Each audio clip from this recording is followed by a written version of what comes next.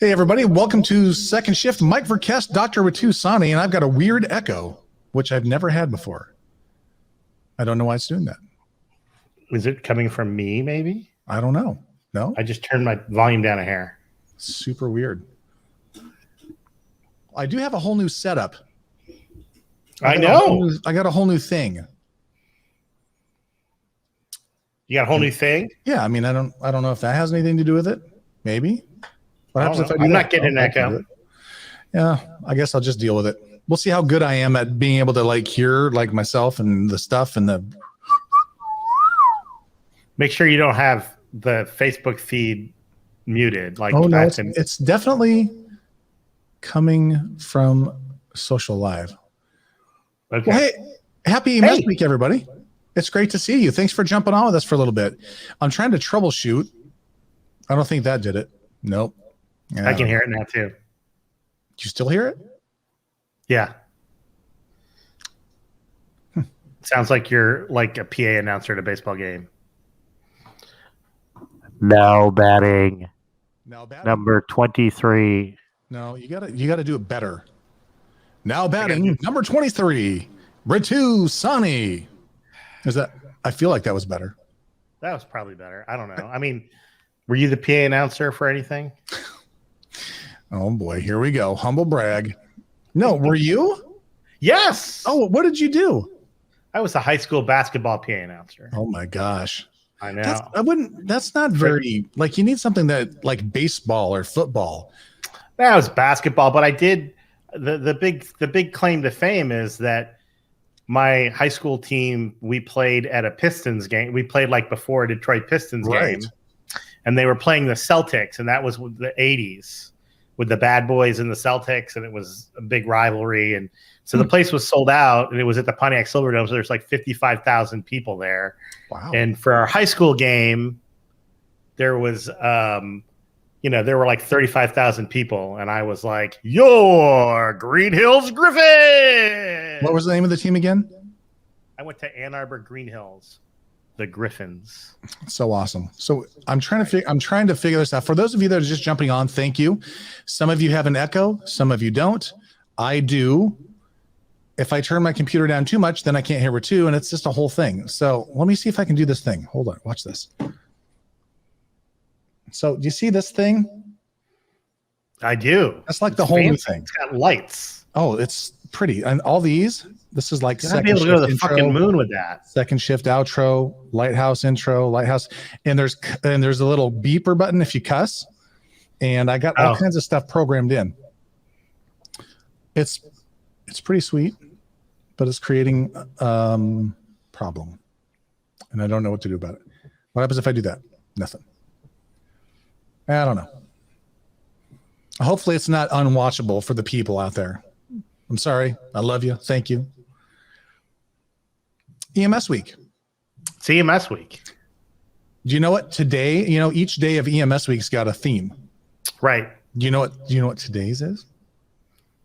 Let's see how much you're paying attention. Stop the bleed today? It is. It's stop the bleed or save a life or whatever they call it. That's right. I got to tell you, gold star for you. That's right. But did you know that this is the 46th annual EMS week? I did not. It is. Do you know something about the history of EMS week, Mike? Well, I just know that in 1974, President Gerald Ford sort of authorized EMS week to be its thing. Actually, I'm just reading this, so I'm just going to do that to make it easier. I was trying to pretend like I was a teleprompter, but it wasn't working. So let me just tell you. May 16th through the 22nd, 2021 is the 46th annual National EMS Week. In 1974, President Gerald Ford authorized EMS Week to celebrate EMS practitioners and the important work they do in our nation's communities. This year's theme is This is EMS, Caring for Our Communities. The National Association of EMTs partners with ASAP to lead an annual EMS Week activities. Together, NAEMT and ASAP are working together to ensure that the important contributions of EMS practitioners in safeguarding the health, safety, and well-being of their communities are fully celebrated and recognized. So there you go, 46. There you go. And I will be the Michigan man to get that done. Well, yeah, that's right. famous alum. That's right. I'll be 49 tomorrow. Tomorrow's my birthday. I know. I was just going to say happy birthday to you. You're Thank getting you. 1 year away from that magical one. I know. We're trying to figure out what we should do. And I need to get your opinion on this a little bit, because Michelle and I, obviously, we're turning 50 next year. She's in February. I'm in May. 50 is great, by the way. Yeah. And we're trying to figure out what should we do. So this is like a thing that we're struggling with. So I would love your opinions as my best friend. And I'd also love the people that are watching, all 14 of you. And according to this, Samantha Johnson's watching 77 times in a row. I don't know why my thing's always doing that. She's a big fan. Yes. And it looks like my wife's logged on too. I love you. Do we do a family trip as like mom and dad, or do we do husband and wife trip? You didn't even think about that. Nope. Didn't think about it at all. Tell me why. Because it's an opportunity for the two of you to celebrate each other. If you want to do a family thing, have a dinner. It's like before or after, or don't go out. Maybe you don't plan your trip exactly on your anniversary. Yeah. But birthday. I mean, I'm on your birthday. Sorry, yeah. But that's right. So, but I think it's both of you turning 50. It's kind of like a special anniversary thing. Yeah. I think you just do. I just think you just do it, the two of you. Now, when's Michelle's birthday? February.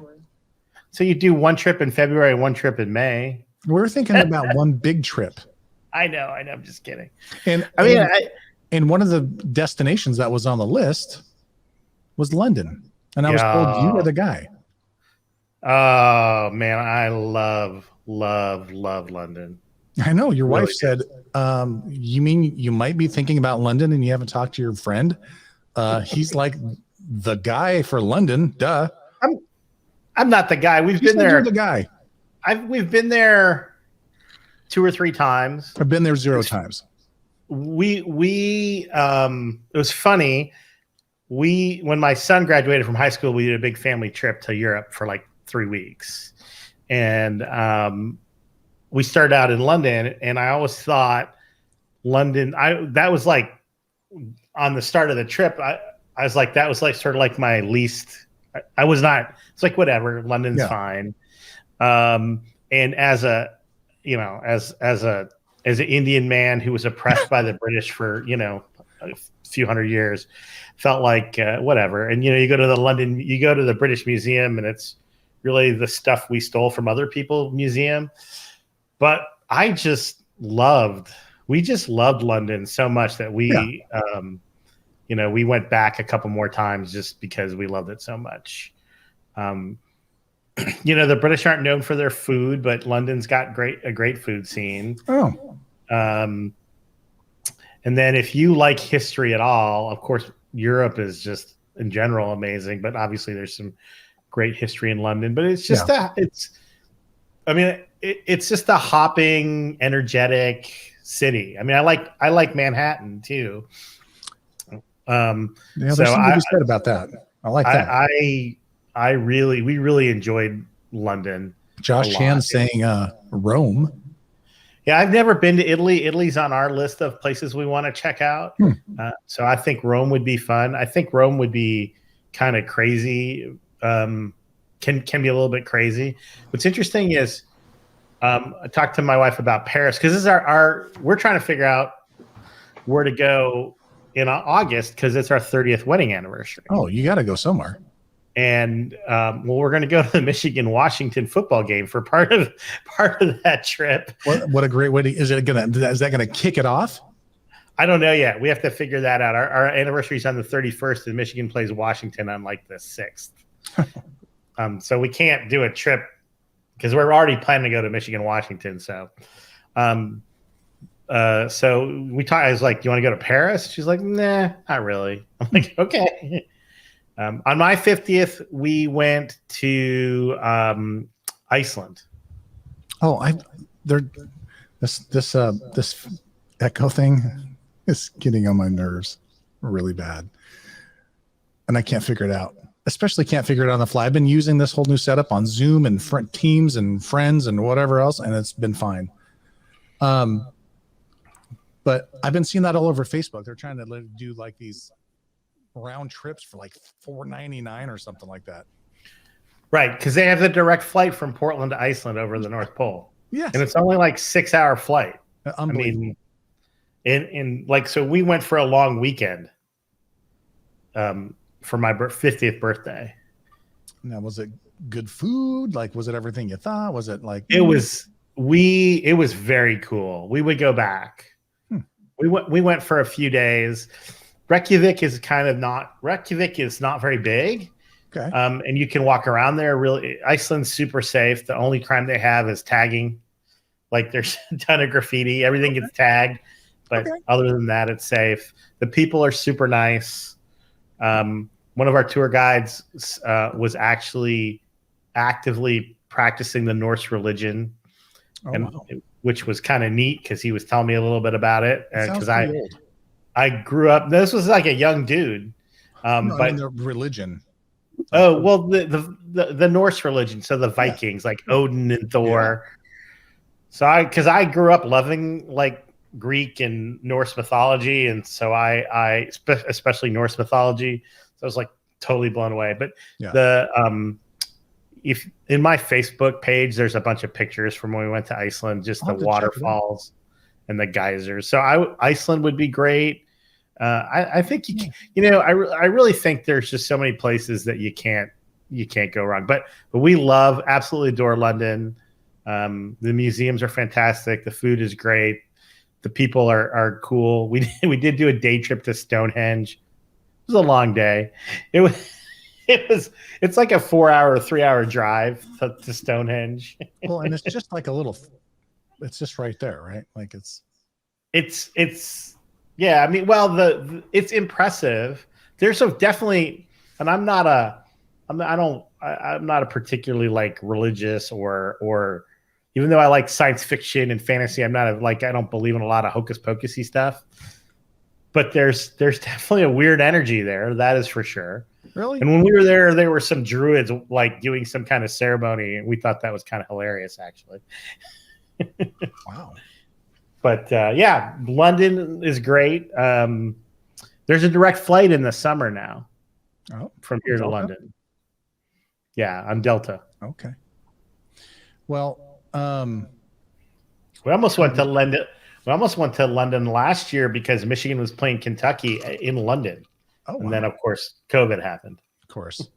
Tim suggested in the chat that we go to Australia. I don't hate that. Never been to Australia. Would love to go. Yeah, that would be pretty good.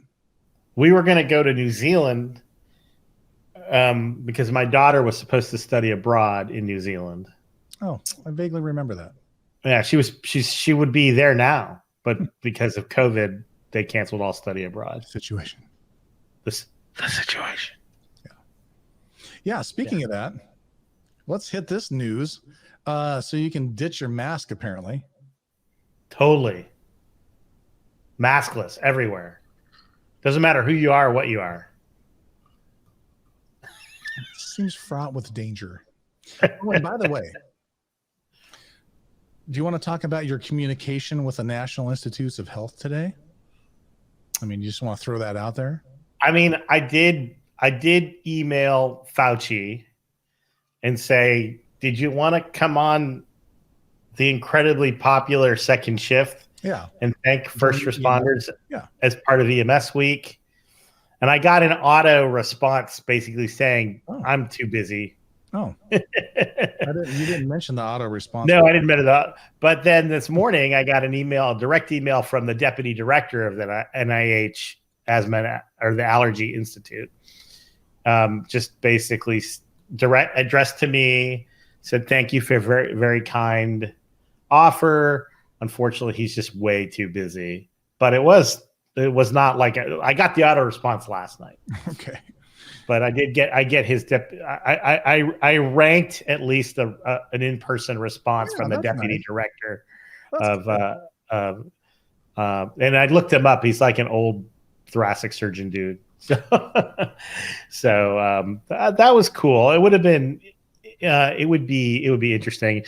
Sam says that she's not ditching the mask until Fauci ditches his. Well, what's interesting and what made me email him is I heard him on a podcast that I listened to called Pod Save America. It's a little bit of it's a lefty podcast for people like me. But I heard him on there and he said that he is no longer wearing his mask in certain situations indoors. Okay. Basically in his office where he knows everybody of his staff is vaccinated, he's no longer wearing a mask. But I think what was really interesting about his take on this was that the CDC recommendation, not mandate, was basically, it wasn't a mandate to remove masks. It was a recommendation to say when certain people are okay to not wear masks. And I think it's a little bit of a different message, right? But it's one thing to, I was just going to say, it seems like every time there's a CDC recommendation or something, it gets completely blown out of proportion. People take it the wrong way. And it's just crazy. It wreaks havoc on the workplace. It wreaks havoc on businesses. Like, it is so confusing for people. What the hell are people supposed to do? Well, I think part of it is that people want to read these. There's a very natural tendency to read these things the way you want to. You know what I mean? I mean, like, people are like, I don't want to wear this mask anymore. I want to go back to normal. And this thing says I can. Yeah. Which isn't what it says.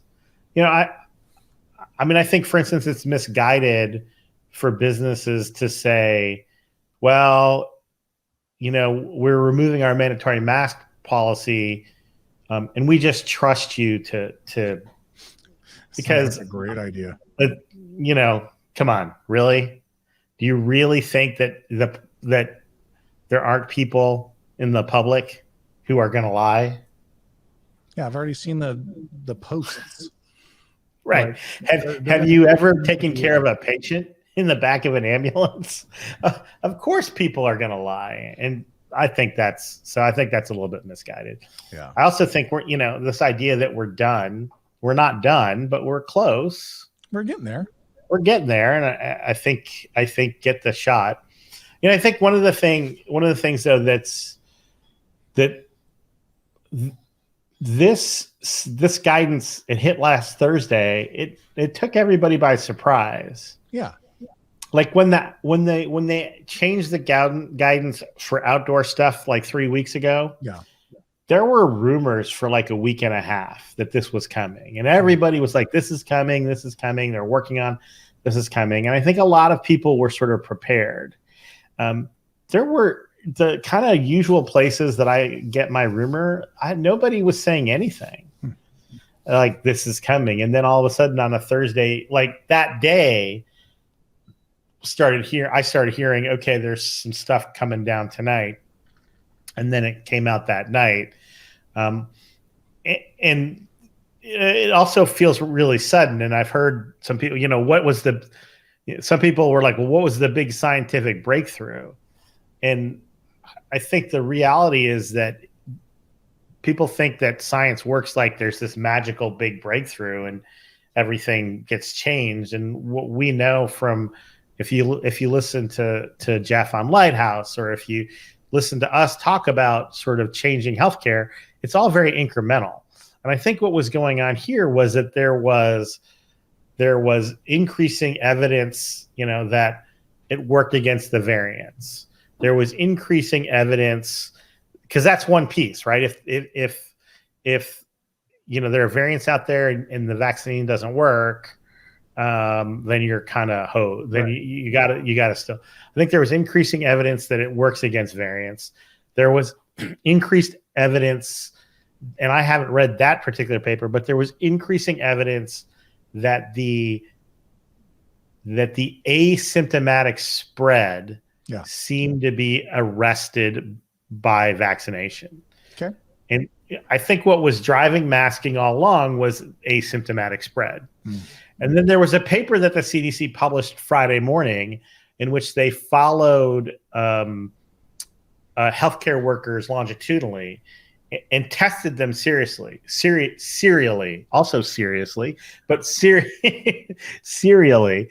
And, if you remember how the Pfizer and the Moderna studies that we covered in previous episodes, they didn't test the cohorts. You either got the shot, then you didn't, and they just followed you if you got sick or not. So in this study, they tested people serially, and they found that it was about 94%. They were about 94% effective. That being vaccinated meant that you didn't test positive. You were 94% less likely to test positive during this time frame. And I think that was probably the final kind of straw. And I think they had that data and were using that because they published that the very next morning in the MMWR. And I think it was just an accumulation of stuff, but I think that what happened was it caught people by surprise. Yeah. And we still don't know what to do with the healthcare setting, right? I mean, we still need to wear masks all the time in the hospital, when we're taking care of patients and things like that. So, but it was definitely a kind of a big change. Indeed, it was. Yeah. And it creates a lot of confusion, and people are, I don't know. It's a whole thing. Well, I mean, we're trying to work through it right now, in our 2 counties and our fire departments. And I was just on a phone call with Mr. Mail. Hopefully he's listening. And I'd be interested if people put it in the chat as to if any of their agencies have changed any policies based on this. Yeah, throw it in there. But we, what does that mean for, they said this doesn't apply to a healthcare setting. So here's a great question. I have a question for you. Is an ambulance that doesn't have a patient in it a healthcare setting? If you're posted and you're sitting in the Fred Meyer Kroger parking lot waiting for your next call, and you and your partner are vaccinated, are you sitting in a healthcare setting? I'm going to say no.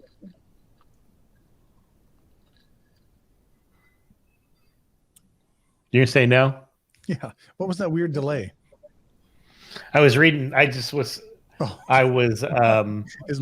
at the not even working now. Like, I was like, what the heck? So in that specific circumstance that you gave, partners are there, vaccinated. Yeah. No. As soon as they go on a call, they should put a mask on, just like always. And I don't think that's, I mean, I could be wrong. I'd love to see what people in the chat talk about, but like, if you're not on a call and you and your partner are vaccinated, personally, this is old Mikey V's opinion only, and not on the job, not FlightBridge, not Clackamas, not anybody. This is all my opinion. You're probably good. But I mean, it doesn't change the fact that when you go on a patient, you're still going to want to wear a mask, for crying out loud. And 95 with that. I don't know if that ever is going to go away. Is that ever going to go away? I think we talked about it in the past, and we said there will probably never be a time where we probably need to have at least a face covering on when we go on a call. And is that the worst thing ever on your short call? I mean, if it's a short, I'm assuming, I mean, don't crucify me here in the chat, but like, you're on a 20-minute call. Can you not wear a face covering? I don't know. Maybe that's. Here's what I know for sure. Anybody who has a respiratory complaint or a fever or nausea, anything that might be infectious, yes, we are masked forever. I totally agree. And actually, that was going to be my question for if we had Fauci. That would be my question. I'm like, moving forward, let's say the pandemic's ending, what would you recommend for PPE in an undifferentiated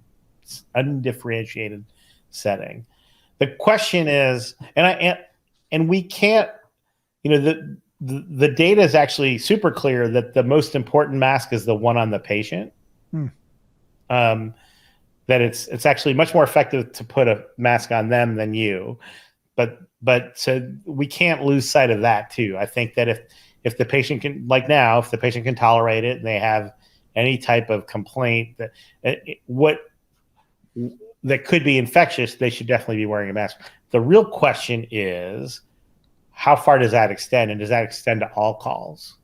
Will we be wearing a face mask, and will we be expected our patient to be face masked on a slip and fall, on a on a non-medical on a more of a traumatic complaint or injury complaint? Well, it'll be interesting because I got to tell you, if we were to go back 6 months ago, and we've had this conversation, yeah, exactly. Sam just threw it in the chat. It seems like that the mask is going to just be part of the new gloves and eye protection. That's just kind of what I'm not necessarily saying an N95, but potentially some kind of a face covering is just going to sort of be the way it is. I think so. Yeah. I think the other question is, to me, the bigger challenge in EMS, frankly, is the gown. And I think the gown and especially if you're going to wear full Tyvek, that delays care. And I think there are still going to be times where it's appropriate. Like, I think especially like a vomiting and diarrhea kind of situation. But short of that. Yeah. Osterman brings up a good point. He says, can we go back to just wearing a mask one time and we have it. We have. Yeah. I'm not sure that there's and I guess this is back to the old one EMS system is one EMS system, but I don't think there's a shortage on stuff anymore, right? We've gone back. So what I'm understanding is happening, at least in my agencies, is that cloth masks are still being worn when you're not doing patient care, but they're changing masks now between patients. Yeah. And what I do in the emergency department, we do have patients that we put on like special precautions and it's like any complaint that could be COVID or any other infectious disease. And for those now I'm still wearing an N95 and we're pitching them after we go in the room. Yeah. But I have to wear like a surgical mask the whole time. And I don't ditch that after every interaction with somebody. Not that I hate this situation talk here, because it's hot. But it's situation talk. It is situation talk. So I want to move on to something that's sort of related to that. We did not talk about this beforehand. So please don't feel like I'm putting you on the spot for this. But we got to we got to see our CARES data for 2020. And I think, like most people that keep track of their cardiac arrests, by the way, if you're just jumping on, happy EMS week. Thanks for joining us.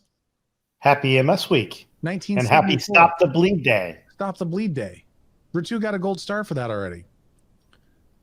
But anyway, we got our CARES data from 2020, and we were sort of nervous. Is that true? No, nervous, anxious about it, because we thought we knew. I'll tell you what I thought. I thought it felt like we had a lot more cardiac arrests. Which we did. Not as many of them walked out of the hospital alive. It felt like people wouldn't engage and do bystander CPR. It felt like a lot of things. And what did our data show? We had our bystander CPR rate didn't change, which I can't believe. And by the way, our good friend Josh Santos jumping in. Oh, sweet, Joshy. Good to see you. Our survival dropped only a few points. Yeah, I just can't believe it. But I will tell you that another county that I work with had a much bigger drop in survival. And if you read the CARES national report, which is available to the public, so if you Google CARES annual report, there was a significant drop, I think, overall nationally in cardiac arrest survival. So I think I was very pleasantly surprised that we didn't tank it. Yeah. We were lower than the year before, but if you go back 5 or 6 years, we were still better than that. Yeah. And our numbers were higher than the last few years, but we had a very weird year 4 years ago where people were just falling over dead like left and right. Yeah. That was that 2016? No, when was that? When we had that big spike? I can't remember. I think 16 sounds about right. Yeah, maybe I 17. It was 16. It was unbelievable. Like it seemed like half again as many, a third as many, more. I don't know. It's crazy, but it was good. Yeah. I'm curious. Has anyone out there that's watching around? Have you checked your CARES data? Do you participate in CARES cardiac arrest registry for enhanced survival? And if you don't, you should. Yeah. Yeah. For 2 reasons. It helps you because you learn your data. You learn what's happening in your system. You learn how you're improving you're improving your community. Yeah. Right. It then helps the country though too. Oh, for sure. Because as CARES data gets more complete, policymakers can start utilizing that data for decision making, such as, what do you mean all these people die? Yeah. That probably shouldn't die. Maybe we should fund more research. We had that big spike in rock funding, and I think we've dropped off a little bit. And I think, Well, it's good. Jay-Z says Wake had 119 survivors. That's awesome. Spectacular work by Jose Cabañas and the gang. What's his name again? Jose Cabañas. I just know you like saying Cabañas. Cabañas. And sometimes he jumps on here. Yeah, he does. I don't know where he's great. We should have him as a guest. He's fantastic. We should. He's much better than the previous medical director, Brent Myers. Oh my God. Oh, that's funny. My chat was way off. I wasn't seeing anything that Jay-Z put in there. I don't know. Every time we go live, it's like a big giant shit show. I don't get it. So, and I think the question too is, I think one of the I think one of the difficulties with CARES, of course, is going to be when you get your data and you see fluctuation, it's hard to know what's driving it. And I think we're lucky enough to be moving into that next step of getting more granular data. And, the place that does that the best is Seattle, and they've done it that way for 45, 50 years. Yeah. Where every single cardiac arrest is abstracted, and they have like how many, to the really almost to the compression and to the breath. And Counts and her team can feed that information to Michael and Sayer. We never had Counts on here, by the way. I think we actually have a long time ago. I don't know, but if we ever, I think having another sort of kind of data, tips to how you can use your own data, I think counts. And I think she hired Rachel Stemmerman. She did. Man, we missed out on an opportunity there. I think Rachel, you would have been happier in Portland, but I didn't have a job for you yet. Although I might be working on that. But that's a pretty formidable team, having Counts and Stemmerman on the same team. Those are 2 people that are just amazing. Well, and that was we should try to get Counts on board here. We've had McCoy on from there. Yeah, we got it in. Yeah, we can make it happen. But I just had a call with her the other day. It was good to see her. I was talking to Jay-Z and we were on a webinar today that our old friend, This Old House #1 fan, Peter Antevy, was doing an EMS week presentation. It was all CPR, cardiac arrest, how to get more survivors, so the usual stuff. But a place not too far from here, and I wish our friend Amber and Peter Hosick were on here. I know Amber pops on a lot of times, but I think they might be busy doing stuff. She's been entertaining Jarvis. I know. Week. Jeff Jarvis, and of course, right down the road from us. Yeah, I know. And we couldn't connect, which is a bummer. But anyway, the point is, they were talking about what an amazing job Deschutes County, Bend Fire, has been doing with their telephone dispatch assisted CPR, TCPR. And we got to hear some examples of like, it's just amazing. Like, this is probably really intuitive to the people that are watching, but you know, that little piece is amazing, right? The no-go, as simple as that sounds, right? But it's hard. It's hard to do. It's hard to implement that.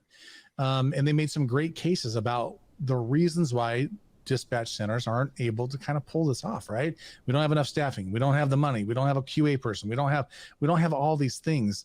And I thought Peter did a great job of saying, well, just review the calls, right? And listen to them. And, you know, of course there were actual calls on here. Some of them are heartbreaking to listen to. You just sit there and cringe because you hear these callers basically telling you that their loved one is in cardiac arrest. But we're asking questions that in that circumstance don't seem to matter. And y'all know every minute that goes by and unsupported cardiac arrest, 10% for every minute, right? Yep. And so to hear this 2 minutes rambling about, well, what's their color? What's your house? Is the door unlocked? Like, it's like, we need to get these people on the floor. But specifically, this is why I wanted to ask you one thing, because I got into a discussion in the chat because they were talking about, you know, big reasons why people don't necessarily do CPR. Like, I find my wife, whatever, and I can't get them off. The more reasonable example, actually, I guess, would be one that I hear all the time. Wife finds husband in the chair, in the bed, can't get him on the floor, or they're on the floor, they can't get him rolled over to even attempt to do CPR. And so the suggestion was made was just to do CPR on their back, to do CPR in a chair where you find them. And that makes no sense to me. Like, we're like, and so me and Tom Luthelay, we're having a little discussion. It was very civil. I mean, I guess he convinced me, sort of. I love you, Tom, if you're watching. I don't think he is. But how is that an effective intervention? He says, well, it's probably better than nothing. Do you think it is? Do you think the 80-year-old trying to do CPR on her husband sitting in a recliner is better than nothing? The one caveat, she would probably feel better that she had tried something. So I get that. But if you're talking from an effective intervention, how is doing CPR on a sitting person in a recliner going to do anything? You know what I mean? Yeah, I actually think that in the recliner may be more effective than still on the bed. Oh, right? Bed, recliner, I don't know, on their back. Because the recliner seems to be a little bit of a firmer surface. You've never sat in a cushy lazy boy. I mean, I have a nice recliner. I mean, I don't work in a fire station, so I don't have the cushiest of the recliners. Oh, that was bad. I should never. Yeah, why are you doing that? By the way, if you're in the chat, what do you think? Do you think doing an 80-year-old woman doing CPR to somebody on a chair with one hand is an effective intervention? I don't know. Up and down interthoracic pressure better than not. How much pressure is the 80-year-old lady going to provide? Like, I think it's bull crap. I can't help it. But that's the same whether they get them on the floor. It doesn't matter where at that point. And then you're right.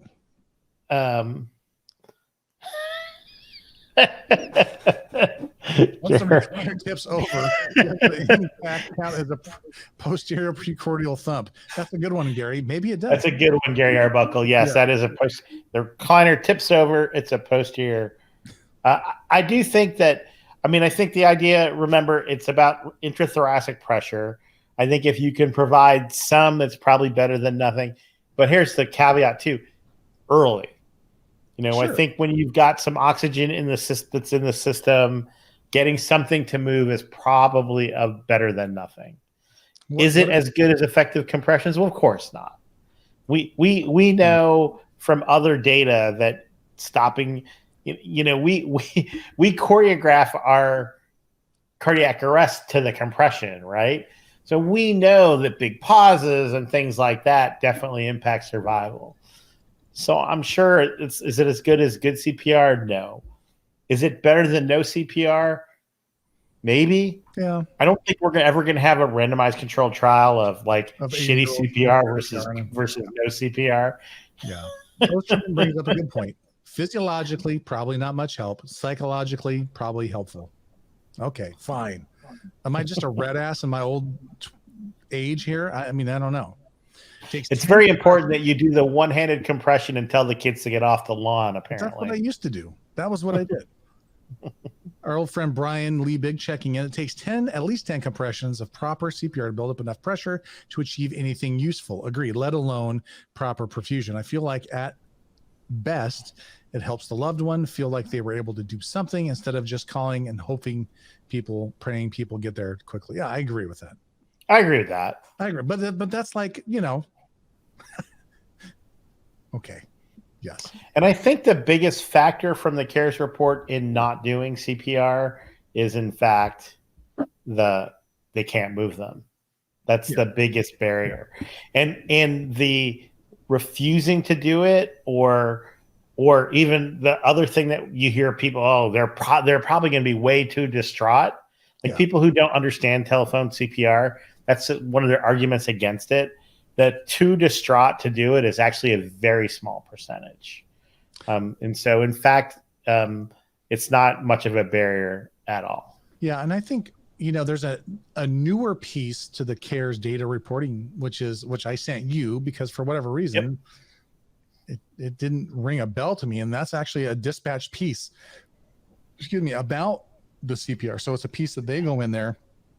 Put in how long was it until our first compression, all these different little data points that I think are super important, right? Yeah. From a dispatch perspective. And it's an optional module, and it's very new. Yeah. But I think it's, we're just getting it. I mean, I think we had 10 cases like last year in our county.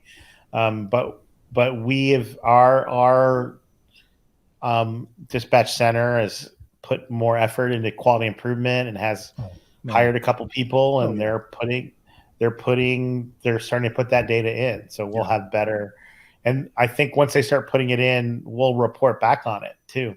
Yeah. Because I think, again, if you're going to put data in, if we don't use it, then it's wasting everybody's time. Yeah. And I think that's the biggest piece when you talked about nationally, right? How it helps the country having this data all in one place. Imagine I'm in maybe a smaller, town, hard to believe, smaller than Canby where I live, and maybe you're trying to get telephone CPR initiated. How great of an asset to you as maybe the champion of doing that is to be able to have some data that shows a correlation of survival and telephone CPR, which clearly there is. Clearly. Right? Or how great is it that Congress sees that and maybe puts some funding towards it. So especially in in rural areas, or that makes up some grant funds available to do sort of an initial kickoff and training and that sort of thing, and then allows them to move to a dispatching system that includes pre-arrival instructions. Now that there are actually many big cities that don't yet have pre-arrival instructions, which is terrible. But these are things that we know that saves lives, and having the data to prove that, I think, is really helpful. Yeah. A couple of things I just want to talk about today. Again, happy EMS week for those of you that happy EMS week. Yep. Yeah. Oh, and somebody asked what we were drinking, and we totally skipped over that. Oh, I didn't see that one. Yeah. So we need to talk just real quick. I'm going to give you 30 seconds. Tell us about that little bottle you got there, buddy. Yeah. So I am having a rye and diet, or I like to call it a riot, but this is a Stein Distillery rye. And Stein Distillery is a tiny little distillery in Eastern Oregon that they opened a tasting room in beautiful Lake Oswego because they ain't no dummies. And I went in there the other day and just talked to the manager, and my understanding is that it's basically in Eastern Oregon, which is very rural, like exceedingly very rural. Yeah. Very big, very wide open spaces, and that they grow their own grains. Soon to be part of Greater Idaho. Yeah. Anyway, that's for another one. I just saw some interesting, funny tweets about that today. But so they grow their own grains there, and then use their own grains as to distill the different liquors that they make. And they make, the guy said that their biggest seller is a bourbon. Bourbon's very hot right now, as you all know. And I certainly have gotten more into bourbon, but we've recently started enjoying rye a lot more. Yeah. And he said that, bourbons are their hottest seller, but they started with rye, and their first thing they made was a rye vodka, because you don't have to distill vodka very long. Nobody goes out to buy the 20-year vodka, right? That's true. With vodka, it's like, was this a good week? Yeah. And the aging process, not the distilling process. And so they started making by rye vodka. But anyway, and they said that their rye is what what their distiller loves. Stein Distillery. And you and I will be going to a tasting there at some point. That's good. Hopefully we can have the Stein Distilling Second Shift. There you go. Second Shift brought to you by Stein Distillery. Yeah, we're still looking for that sponsor. Do you guys have a lead on any sponsors out there? Like, we just want free shit. I mean, really. Right. And it can't be a sponsor that has like a conflict of interest, which is so it can't actually be an EMS sponsor. We can have like Physio Controller Striker be our spot. That'd be cool. ESO, I'd love that, but it just gets weird. It's weird because I choose. Yeah, I know. So we can't do that. So it's going to be Stein Distillery, I guess. Whatever. Yeah. I mean, we couldn't get McMenamins to bite. Man, those people. And you know what? The thing is, Jarvis has been staying out of McMenamins, and I think we're really? going to stay at Edgefield tomorrow. Oh, are they? Yeah. Well, I pointed them towards that because they're big McMenamins fanboys. They love the poor service, which is. So I went to our local McMenamins the other day, and I had great service. Wow. I was like, pandemic done changed the McMenamins model because we've had great service. That's cool. The other piece I wanted to talk about real quick is, since it is the Stop the Bleed Day or Save a Life Day, I just want to check how many of you that are watching right now are Stop the Bleed instructors. Have you gone on to stopthebleed.org, checked it out, signed in as an instructor? In fact, I know you are, Ritu, because I have video evidence of you and one Ed Rock teaching Stop the Bleed class down at the State of Southern Oregon conference like 3 years ago, 2 years ago, 10 years ago.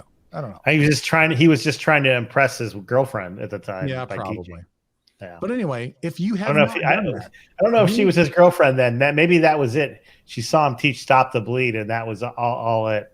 True. I see Osterman. He is one. So if not, you should definitely go check out stopthebleed.org. Learn how you can help serve your community by giving these great Stop the Bleed courses. Right? They're easy to do. Everything is provided to you. And they have really made it super easy for instructors, right? Like, you can be a veterinarian, you can be a CNA, you just have to you can be a dentist, for example.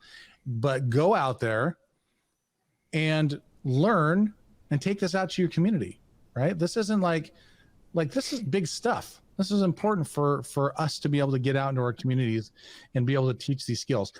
Now, there's a hands-on portion. So you got COVID and this situation stuff, but you can do a lot of this virtually, right? So you can demonstrate how to do this. So it's super important. I did mine probably 3 or 4 years ago, right when it first. God, when did you go to the White House for this? Didn't you go to the White House for Stop the Bleed? I swear to God, you did. I did. I went to the White House for Stop the Bleed, and me and Aunt Heavy were there. Yeah, was it like 2017, 18, 17? When was that? That was a long time ago. It was. You don't know. I don't know. I'll have to look through my Facebook pictures of me at the White House. Anyway, the point is super important, great service that you can provide. Again, everything is canned. They give you a great PowerPoint. They give you can fill out a certificate for people, and people love certificates. Like, I mean, that's amazing. Right? Suitable for framing. Yeah, suitable for framing. Exactly. If you've got reasonable handwriting. So that's kind of a big deal. And it is amazing that once people get this simple training and they have a little bit of knowledge, they can go out there and make a huge difference, right? And maybe it's not going to be the big active violent event. Maybe it's just going to be a home accident. Maybe it's going to be somebody that's a neighbor that's on dialysis and nicks their, shunt on a corner of a cabinet or something like that, right? Like, have you ever been on that call? Let me tell you, it's a straight up murder scene, and it's bad, right? You walk in and it looks like a murder scene. Exactly. Saw, like the movie. Like Saw. Anyway, that's kind of a big deal. Friday the 13th. Take care of your community. I mean, EMS Week should be celebrating and really highlighting the work that is done in our communities every day. I wish we could celebrate EMS Week and just like most people, probably in a more formal way, get out there, do some barbecues, give some people some food, sort of play it out. But, there's one thing that I miss about EMS Week, and that was getting up at 2:30 in the morning, getting to work early, getting that griddle fired up, making hash browns, taking care of them night crews that are coming. They're like, man, and people poo-poo that kind of stuff, but deep down I know that they appreciated old Mikey V on the skillet, making them browns, getting that bacon crispy for them. You know what I mean? I think they did. I think people enjoy that. I think people like to be appreciated. Yeah. I think there's a reason why Ted Lasso says I appreciate you to people in a sincere, meaningful way. Yeah. And I think people want to be appreciated. They don't want to be pandered to. Oh, thank you for all you do. They want people to be sincere about the appreciation. It's so funny that I mean, the other county that I do, their ambulance crew, our buddy Sean Wood, who many of you know or may not know, actually, that Sean, before he became a paramedic, was a chef. Indeed. And so he would make the EMS Week stuff for them. And I'm like, we are going to Metro West EMS Week thing because Sean had made brisket. yeah, exactly. Robert Lawrence and Jacob Brackley. What's up, Jacob? Good to see you, bro. One of our local guys. All right. But I think the other thing, though, too, that you need to point that I think your Stop the Bleed points out. Yeah. Gosh, we talked about the situation a little bit, and we talked about the whole masking thing. Yeah. But the reality is, it's time to freaking start planning to go back to what we used to do. And whether it's, we've had a couple of big deployments of like projects and stuff that have slowed down as a result of the situation. And certainly vaccines have really, and we shake off that rust and then start to grow and improve again. Yeah. And then start and plan on interacting with your community. 'Cause the goodwill is still out there. I think people are tired of all of this, and nobody's clapping their hands for healthcare workers at 5:00 anymore. But I think we still have goodwill out there, and I think it's an opportunity to get back out in the community. And I think the other piece too is that, again, like I said, we're not done, and whatever you can do to ensure that your community is vaccinated is the other piece that I think we really need to do. Yeah. But it's time to get back out there.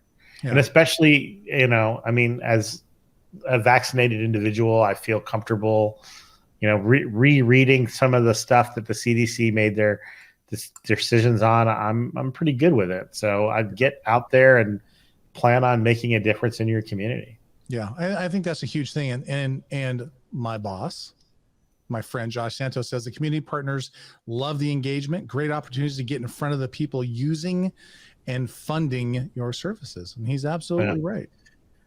I think it's funny that Josh is your boss. It's not that I used to be his boss. Well, but I don't. He's my boss. The tables have turned. The tables have turned. But you know what? I got to tell you, in a public forum, this isn't ass kissing or anything weird. He's amazing.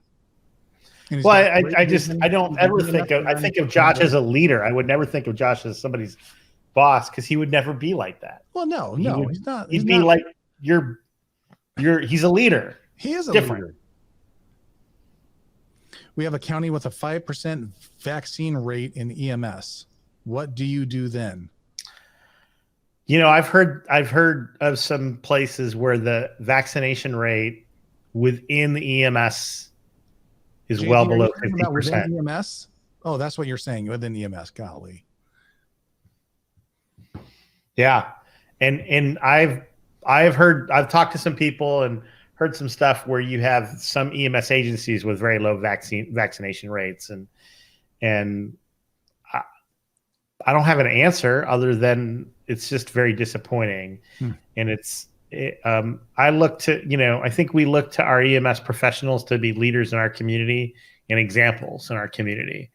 And part of that example is making the world a better place and getting vaccinated. And, if you have questions about the safety of the vaccine, I can get that. I understand that. I don't. But we've reviewed that stuff up and down here. And this is way more studied than almost any other vaccine that's ever come out, despite what people will say. But if you think that COVID isn't that big a deal because 99.9% people survive, then that's stupid. You all need to, I mean, we know that communities can get overwhelmed, and we know that the best way to get to a full Michigan stadium is if everybody's vaccinated, and I think you have a responsibility as a healthcare provider to be vaccinated. And I think Samantha Johnson just put something in the chat. Mandatory vaccines are coming. I think she's right. I think you were a fart in church. I think, Delta has already put out that they will require every new hire to be vaccinated. They've decided not to terminate anybody for vaccination status, but they will not hire anybody who's not vaccinated. And I think the thing that's been holding people back from requiring vaccination is the fact that it's an EUA and not final FDA approval. So I don't want to interrupt you, but I'm famous for that. Yes, you are. Sorry. And you can come back to this, but I have to get it out because it has to come out. I'm so sorry. You still love me, right? When are these vaccines, Moderna, Pfizer, gonna not be EUA? Well, that was actually the next thing I was going to say, so you didn't interrupt me at all. Okay. So Pfizer's already put out a release that they are very soon to planning to putting in their approval for final approval. And the reason why their whole process was planned with the FDA from the beginning, and so the FDA will not give final approval until a study is completed. And so Pfizer and reported. So Pfizer had not fully completed the study because the original design of the study called for 6 months of data. And if you may recall, when we approved this in December, we didn't have 6 months of data. Yep. So they now have 6 months of data. They've completed the study and they're compiling the final results, and they're planning very soon to apply for final approval. The process to get final approval is a little bit more cumbersome. And I mean, one of the reasons why they went through EUA is because it put them to the front of the line, which was super important at the time. Right. But I do think it would be interesting. It'd be interesting to see what Samantha has to say. But I think that once you see the final approvals come down for Pfizer and Moderna and J&J, that'll drive a lot of people to re-looking at their policies and potentially causing. Yeah, I mean, calling for mandatory vaccinations. I couldn't get an EMS job unless I had my MMR and my tetanus and all the other little things. So yeah, I'll definitely be curious. Well, and that's the other thing. You know, I had a interesting conversation with a coworker friend in the EMS world today, and they said, you know, the company wants to know my vaccination status, and I don't think it's legal. And I wrote back, I said, it's absolutely legal. Your kids can't go to school without reporting on their vaccination status. It's been legal for years. HIPAA doesn't apply. It's just the weird politicization of this whole situation. And I believe that Samantha Johnson did an entire podcast about this. Indeed. And I believe it's called the Standard of Care Podcast. Damn it. If you go out and listen to it, by the way, they got a new episode dropping probably early next week. So stay tuned for that. Yeah. And Rob Lawrence, who also has a great podcast, by the way. Indeed. If y'all are looking for a podcast, pointed out that universities are already saying no vax, no next semester. Yep. So that's Oregon and Oregon State. All of I think the public universities in Oregon have now said that to be on campus next fall, you have to be vaccinated. Yep, indeed. I believe Michigan has said the same thing. I think Michigan has said that you have to be vaccinated to be a student on campus. I'm super distracted by the chat right now. I'm actually cracking up. So we mentioned earlier, for those of you that maybe join a little later, Dr. Jarvis is actually in Bend, Oregon, just about 3 hours from us. And we were wondering, like, why aren't these guys on here heckling us? Well, they've decided to enter the chat. And apparently Jarvis has confiscated somebody's phone while they're in the bathroom, and he's commenting, I think, if I remember correctly. So it's cracking me up. That's so good. Gosh dang it. I had one or two other little things I was going to talk about. Oh, I remember. Fast 21. We were just in Nashville. Bowling Green, Kentucky. Air quotes, yep. Bowling Green, Kentucky. Fly to Nashville, drive an hour north. Although you didn't have to drive. You had a chauffeur, as I recall. Yes, a young man named Caleb Verkest picked me up in a Cadillac Escalade. Me and one Chris Meeks. Yep. We also had the lovely and talented Michelle Verkest in the car with us. Indeed, providing all the conversation. And we were 4 for 4 vaccinated people in our vehicle. Yep. So we removed our masks. That's so great. And had like a 1 hour. And then we pulled right. We went right to the restaurant, which that was my first indoor restaurant in 14 months. It's a little nerve-wracking, to be quite honest. Yeah. But there was a good bourbon drink, which I pre-ordered by texting you. What was it called again? I can't remember. I got to look through the text. It was called a hammer of some kind. It was delicious, though. What was it? A bullet? Something. A bullet? Well, yeah, it was bullet bourbon. No, yeah, I know, but then it was bullet was in the name of the drink. Oh my God. Okay, I got to read this text. Let me read this text. Can I read it? So Jeff Jarvis just texted Ritu and I and said, quote, Ritu, your hair. You look like a brown Ron Jeremy.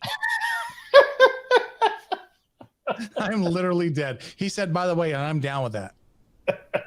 Oh my God, I'm literally dead right now. That is so funny. Well, he wasn't there when we logged in, and I was doing the headbanging thing. Oh my God.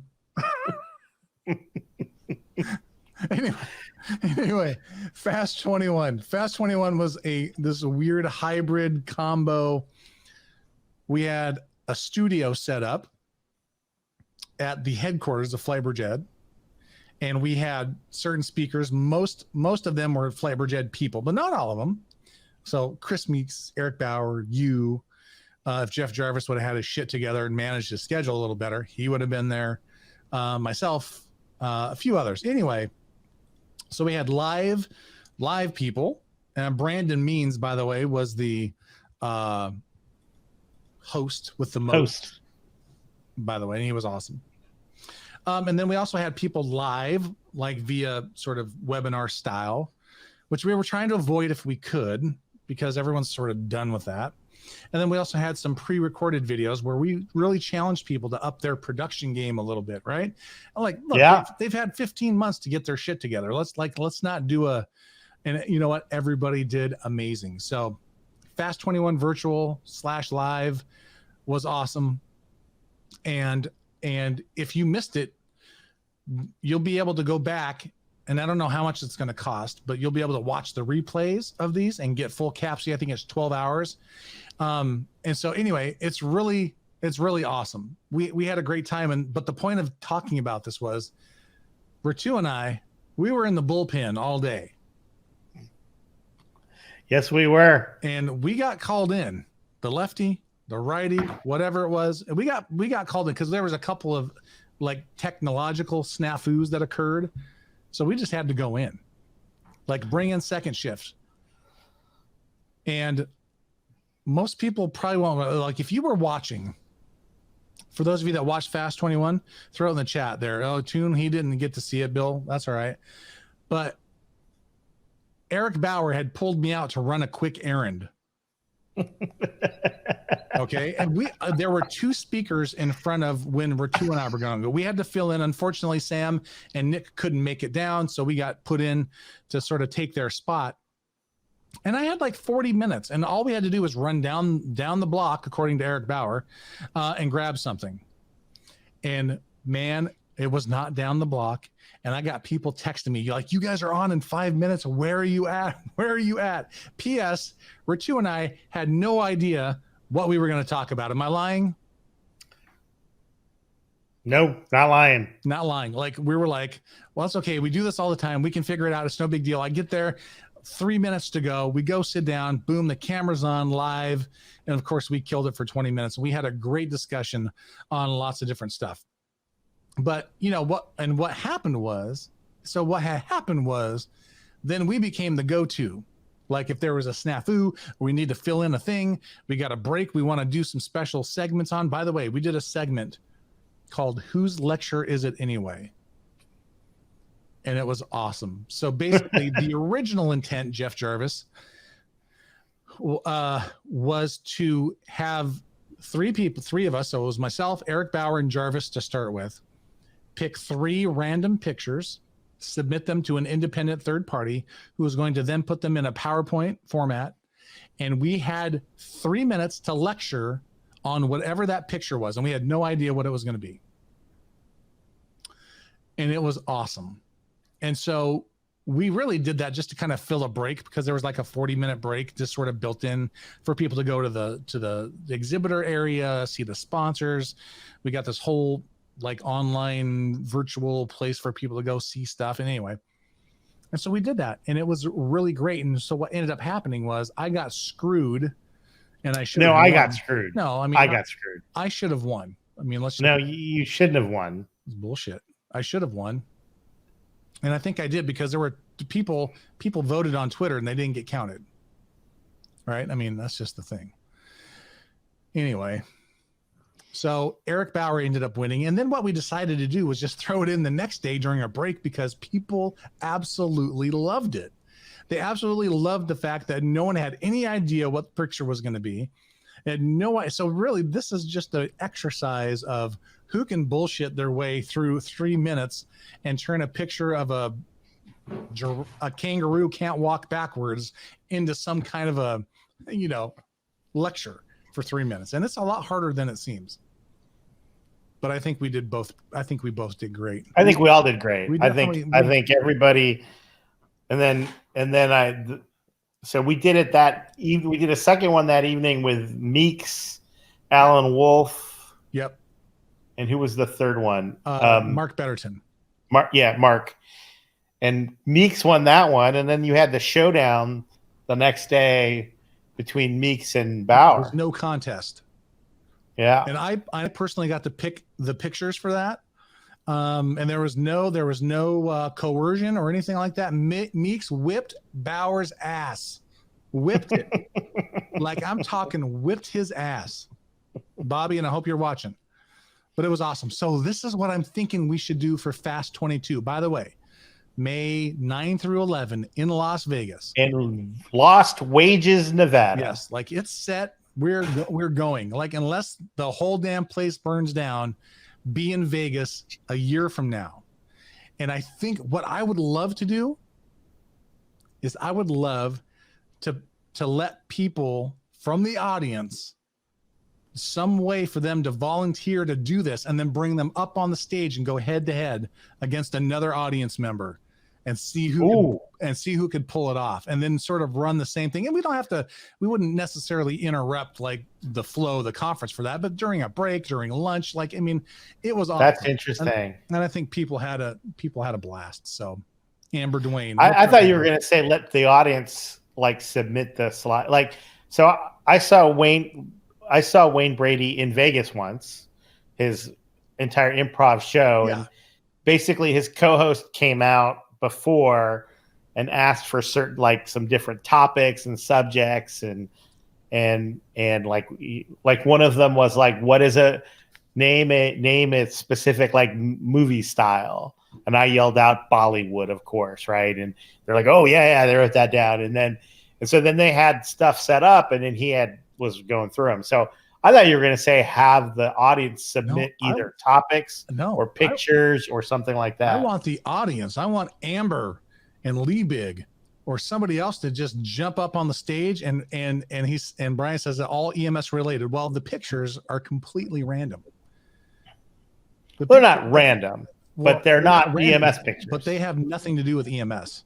Right. It could be we had some that were a shark. We had a picture of a library. We had a picture of gosh, what kind of things were there? What did I have on there? I had a bowl of nuts. Right. So you have to figure out a way how to turn that picture of a bowl of nuts into a 3-minute topic about. I think I had a llama's head. We had a llama.